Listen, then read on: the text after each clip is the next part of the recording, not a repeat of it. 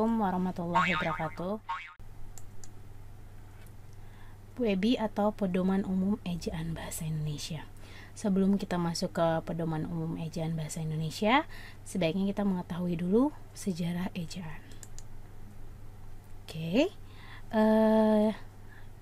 Mengapa adanya perubahan di setiap tahun dari satu ejaan ke ejaan lain? Dikarenakan perubahan ejaan tersebut oleh faktor zaman, dimana yang menuntut bahasa terus disempurnakan dari yang tadinya baik menjadi lebih baik. Itu faktor utamanya, karena zaman menuntut bahasa untuk menjadi lebih baik. Karena itu adanya perubahan ejaan dan akan dijelaskan pada sejarah ejaan. Baik, kita masuk dulu ke apa itu ejaan. Yang pertama, ejaan merupakan segala sesuatu yang berkaitan dengan kaidah-kaidah bahasa Indonesia yang baik dan yang benar. Berarti semua yang berkaitan dengan bahasa Indonesia, ya, syaratnya, fungsinya, tujuannya, prosesnya, semua periodenya itu terkait dalam kaidah-kaidah bahasa Indonesia yang baik dan yang benar. Oke, kita masuk ke sejarah ejaan. Pertama, ejaan Van Ophuijsen. Ejaan Van Ophuijsen ini berada di tahun 1901 sampai dengan 1947. Ejaan Van Ophuijsen ini merupakan ejaan yang berasal dari Belanda, tetapi juga dibantu dengan orang Indonesia. Contoh ejaan Van Ophuijsen ini yaitu ejaan huruf. Pada saat itu masyarakat Indonesia masih menggunakan huruf O dan E itu yang dibaca U. Jadi seperti umur, goroy.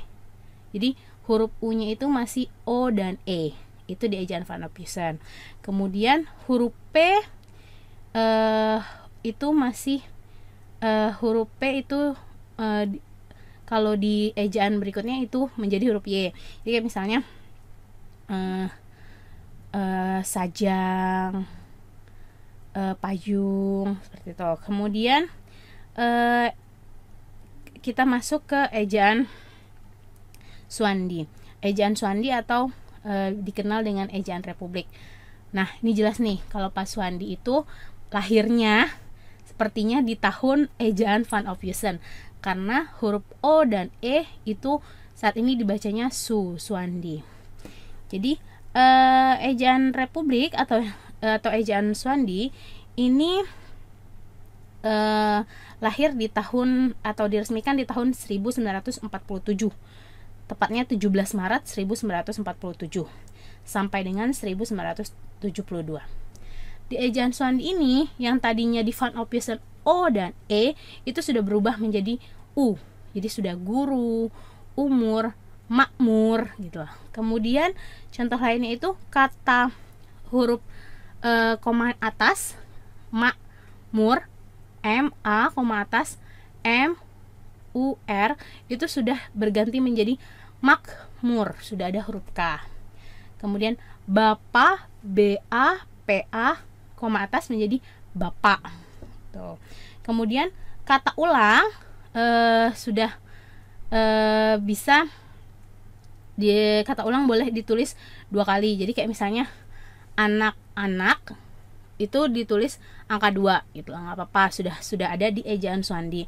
Anak 2 berarti anak-anak, masing 2 masing-masing gitu loh. Kemudian di tahun berikutnya setelah ejaan Van Ophuijsen, ejaan Republik, ada ejaan Melindo atau Melayu Indonesia.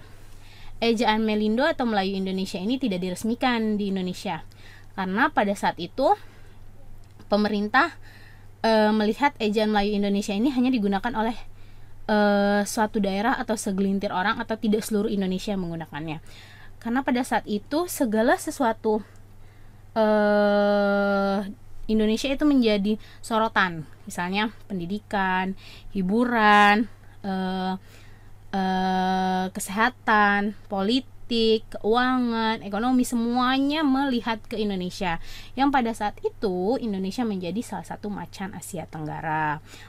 Oleh karena itu banyak orang-orang dari luar, negara-negara sekitar atau negara-negara tetangga seperti Malaysia, Singapura, Filipina, Vietnam itu datang ke Indonesia, baik dalam urusan dagang, politik, ekonomi, hiburan, pekerjaan, pendidikan, semua datang ke Indonesia, dan mereka menggunakan bahasa Melayu. Tuh.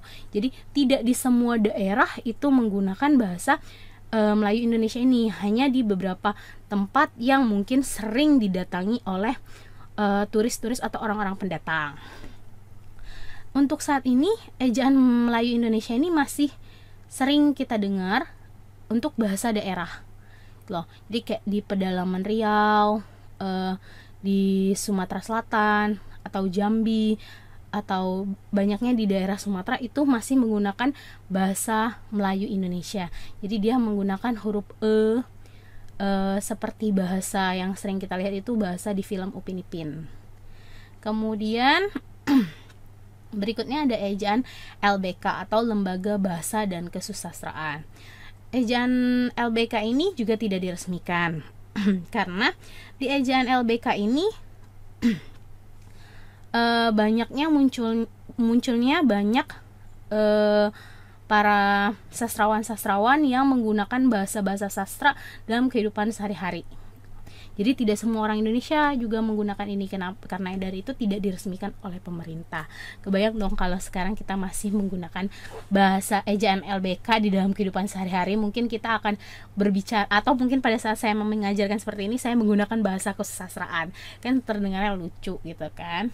Kemudian di tahun 1972 yang tadinya ejaan Republik yang diresmikan.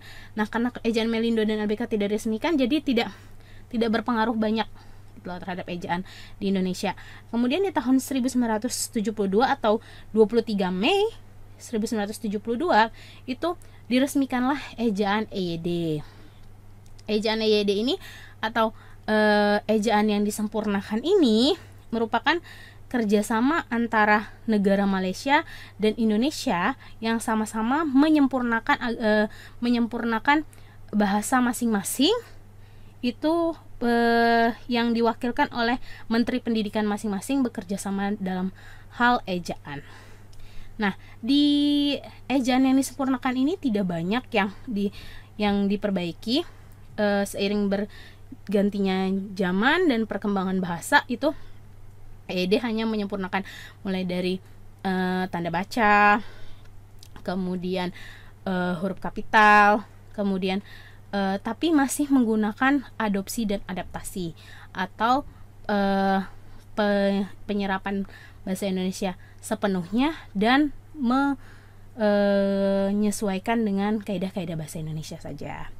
Kemudian di tahun 2015 adanya PUEBI. Baik, saya akan menjelaskan tentang PUEBI ya. Kita masuk ke PUEBI.